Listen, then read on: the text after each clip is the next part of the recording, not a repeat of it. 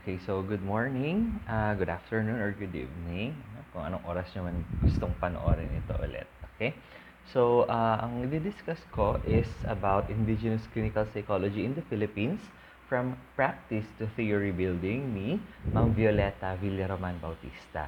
So, itong paper niya na ito, class, o itong article niya na ito, yung pinaka-purpose niya is i-share daw yung kanyang mga reflections sa work niya as a clinical psychologist, and kasama doon syempre yung i-discuss niya nga kung paano daw makikita yung development ng clinical psychology in relation sa mga different disciplines dito sa Pilipinas, na sa perspective niya.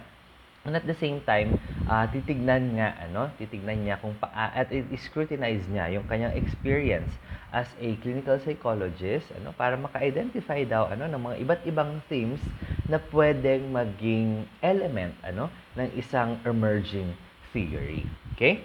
So, sa first part ng kanyang paper, class, diniscuss niya yung clinical psychology in the Philippines and psikolohiyang Pilipino, or yung clinical na psikolohiya sa Pilipinas at psikolohiyang Pilipino. Nasabi niya nga dito, kung ikukumpara daw natin sa iba't ibang mga agham, na matagal nang tinuturo sa mga iba't ibang universidad dito sa Pilipinas, ang psikolohiya daw, specifically ang clinical psychology or clinical na psikolohiya, ay tinuturing na napakabata sa larangang ito. Dahil nga sa katunayan, sabi niya dito, kung susukatin daw natin ito batay sa mga PhD programs na in-offer sa mga different universities, hindi pa nga daw umaabot sa isang buong henerasyon, kumbaga, yung pag-offer ng doktorado ng clinical psychology dito sa Pilipinas.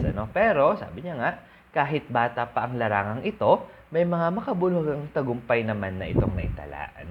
Lalo na, sabi niya, dahil habang unti-unting humihiwalay sa impluwensya ng mga European at American na pananaw, ang Pilipinas, especially sa mga psychological constructs nga, sinasabay rin na magkaroon at sinasabuhay rin na magkaroon ng mga lokal na konteksto na meron lamang sa atin dito sa Pilipinas. Okay? And pagdating daw sa mga iba't ibang teorya, class, sabi niya, pati sa mga practical na paggamit ng psikolohiya, specifically clinical psychology, dito sa Pilipinas, nagpapakita, class, na meron ng kasaysayan, ng kumbaga, potensyal, magandang potensyal na naiuugnay yung movement or pagkakaroon nga ng psikolohiyang Pilipino, dahil sabi niya dito yung movement na pagkakaroon nga ng psikolohiyang Pilipino, class, nagbibigay siya ng isang malinaw na layunin, and yun ay kilalanin at tukuyin ang sarili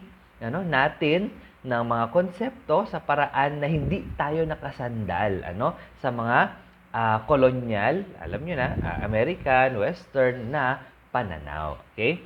And sinasabi pa niya dito, class, ang psikolohiyang Pilipino ay sensitibo sa issue ng pamamaraan o method. And nabanggit na natin kasi 'di ba, gusto natin 'di ba sa psikolohiyang Pilipino na iangkat o gamitin natin yung sarili nating mga konteksto. Sabi ko nga, gamitin natin yung pamamaraan laban natin dito sa Pilipinas para iakma itong mga ideyang ito na gusto nating aralin, na kung saan hindi natin hinahayaan na yung mga Western na mga strategies or methods ang gagamitin natin, or makinabang in a way, doon sa mga konteksto nga na unique sa atin dito sa Pilipinas, And sabi niya nga, hindi kasi dapat natin lamang kinokopya, ang dayuhang modelo. Dapat tayo raw ay maging malikhain, sa paghahanap ng mga iba't ibang mga konsepto, ayan,